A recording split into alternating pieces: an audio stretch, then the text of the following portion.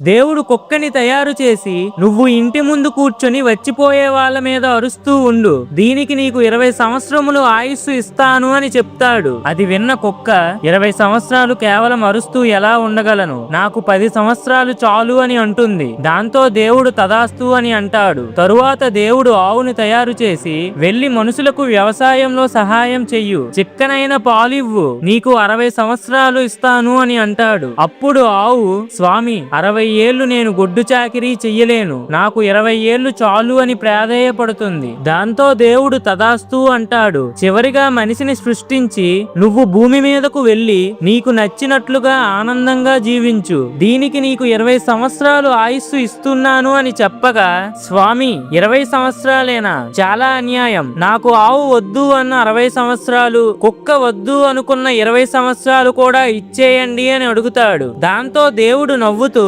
సరే నీ ఇష్టం, కానీ మీరు మొదటి 20 ఏళ్లు ఆడుతూ పాడుతూ సరదాగా గడుపుతారు, తరువాత 40 సంవత్సరాలు ఆవులాగా గొడ్డు చాకిరీ చేస్తూ కుటుంబ సభ్యుల కోసం కష్టపడతారు, మిగిలిన 40 ఏళ్లు మీరు వృద్ధులుగా మారి కుక్కలాగా వచ్చిపోయే వాళ్ళ మీద అరుస్తూ గొనుకుతూ ఉంటారు అని చెప్పి తదాస్తు అని మనిషిని సృష్టిస్తాడు. ఫ్రెండ్స్, ఓం నమః శివాయ అని కామెంట్ చేయండి.